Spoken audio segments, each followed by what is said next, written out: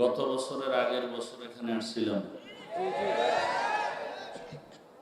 তখন দিল ভাঙ্গা কষ্ট নিয়ে চলে গেছে এবং খুব আনন্দিত ছিলাম যে এখানে আবার আসবো। আল্লাহ কবুল করেছেন। বাকি শেষ মোনাজাত পর্যন্ত আল্লাহ মাহফিল কবুল করেন। যেই মাদ্রাসাকে কেন্দ্র করে আজকের এই মাহফিল, এইটা না আমসারা কওমি হাফিজিয়া মাদ্রাসার উন্নতি করবে আজকের এই মাহফিল। ভাই রিভাব দাও, ইকো দিবা না, বক্সে হালকা রিভাব দাও, রিভাব বাড়াও। আল্লাহ পাকে মাহফিল কবুল করেন, এলাকাবাসীকে কবুল করেন। দুনিয়াতে ইসলামকে টিকানোর একমাত্র স্থায়ী ব্যবস্থা হলো মাদ্রাসা। ইসলাম বিদ্বেষীরা চায় মাদ্রাসা বন্ধ হয়ে যাক, আমরা চাই ইসলামের এই দুর্গ কিয়ামত পর্যন্ত টিকে থাক। সেক্ষেত্রে আমাদের একটু দোয়া করা উচিত এবং সহযোগিতাও করা উচিত।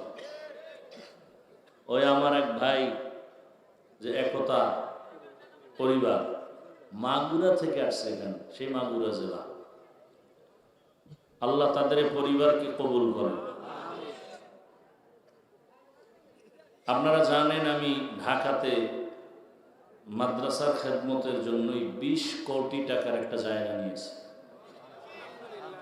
অনেকে দেখেছেন।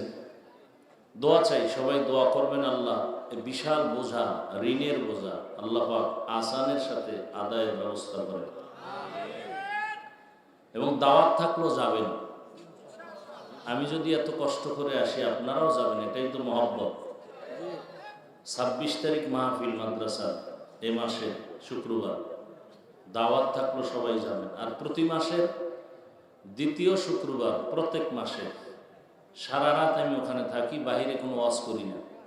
সারা দেশ থেকে মহব্বতের আল্লাহর বান্দারা যান, ওখানে বয়ান হয়, আমল হয়, তাহাজ্জুদ হয়, জিকির হয়, একেবারে ফজর পর্যন্ত সজাগ থেকে নামাজ পড়ায় সকলকে বিদায় দিই। পারলে যাবেন। যেমন আগামী শুক্রবার, দ্বিতীয় শুক্রবার না, ডিসেম্বরে ইজতেমা। তো সব থেকে দোয়া বড় জিনিস, দোয়া করবেন আল্লাহ পাক কামিয়াবির সাথে মাহফিল, মাদ্রাসা, ইজতেমাকে কবুল করেন। তো আমার ভাই একতা পরিবার যে 20,000 টাকা দিয়েছেন, আল্লাহ তাদের এই দানের বরকতে, হায়াতে, রিজিকে, ইজ্জতে বরকত বাড়ায়। এখন খালি আমার চিন্তা করলে হবে না, এই মাদ্রাসারও চিন্তা করতে হবে। ইসলামী আন্দোলনের পক্ষ থেকে শুনলাম একটা বিল্ডিং করে দিতেছে, আল্লাহ কবুল করেন। আলেম ওলামার টাকা হইলে কি সিনেমা হল হবে? মাদ্রাসায় আল্লাহ কবুল করেন।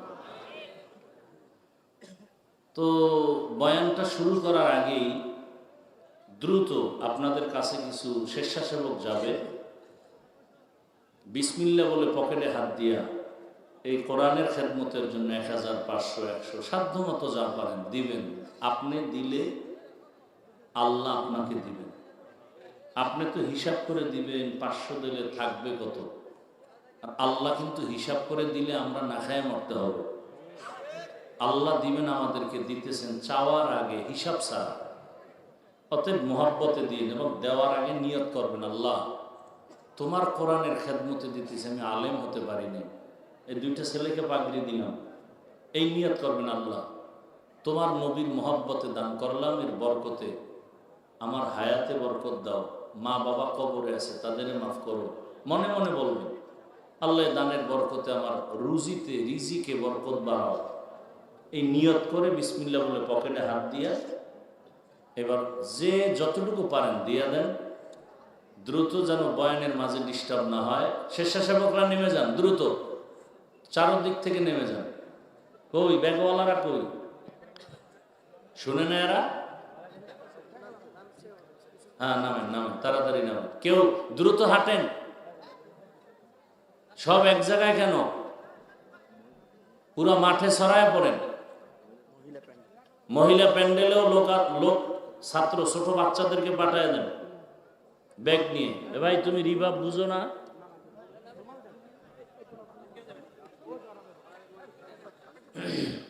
দ্রুত হাঁটতে হবে ভাই, ইকো দেওয়া যাবে না। ডিলে বাড়াও, ডিলে, ইকো বন্ধ করো। যারা ব্যাগ নিয়ে হাঁটতেছেন দ্রুত হাঁটেন।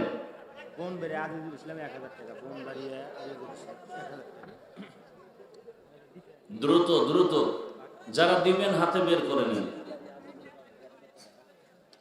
সাউন্ডটা ভাষায় দাও, এটা কি রিভাব বলে? তোমার আর বুঝাম কেমনে? অপারেটর কে? মিক্সার মেশিন চালায় কে? ব্যাগওয়ালারা আপনারা দ্রুত হাঁটতে হবে ভাই।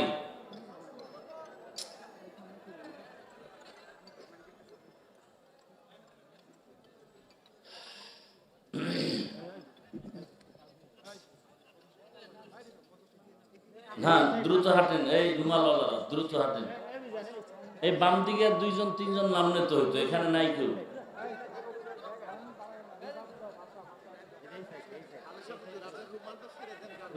মেশিন চালায় কে? তুমি পারো না? তুমি শুধু লড়াইলে তো সাউন্ড আরো নষ্ট হবে।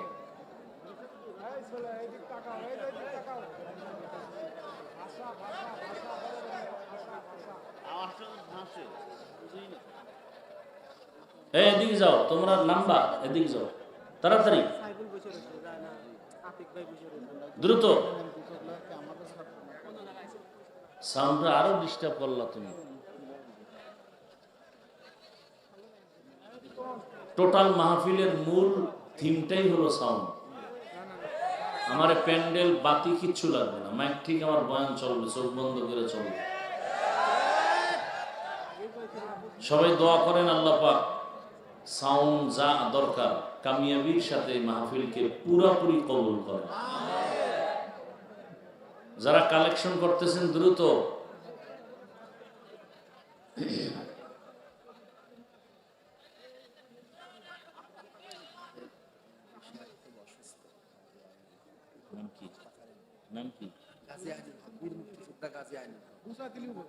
বীর মুক্তিযোদ্ধা গাজী আইনুল হক এখানের এই আসনের প্রার্থী। হাত পাখার অসুস্থ, দোয়া চেয়েছেন, আল্লাহ সুস্থতা দান করেন।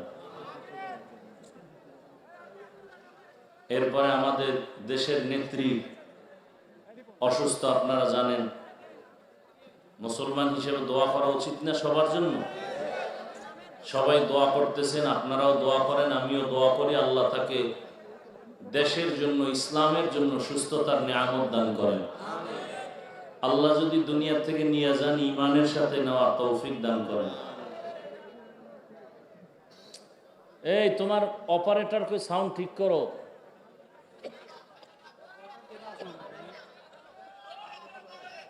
ভাই দেখতেছে আপনারা ছিলেন, এটা আদব না মজলিসের। এমন একটা জায়গায় বসছেন, এখানে এতটা পরিমাণ আল্লাহর রহমত অবতীর্ণ হবে, এটা কল্পনা করা যায় না। আপনার ক্ষুদ্র আচরণে যেন এই বরকত নষ্ট না হয়। আপনি একার একটু আচরণে পুরো মজলিস নষ্ট হবে, সব গুনাহ আপনার হবে, সাবধান।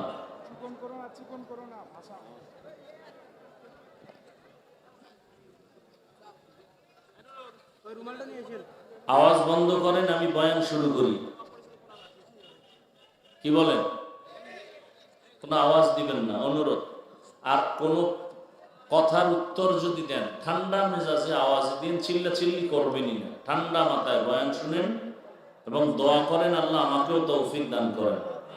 আমি তো 1 সপ্তাহ বিছানায় ছিলাম, আল্লাহ না করুন আজকে যদি আসতে না পারতাম, 1 সপ্তাহ একটা মাহফিলে যেতে পারিনি।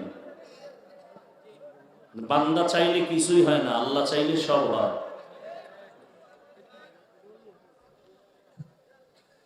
আমরা মুমিন, আমরা রসুলের আদর্শের উম্মত, নিজ দায়িত্বে আমরা মজলিসের আদব রক্ষা করবো ইনশাআল্লাহ।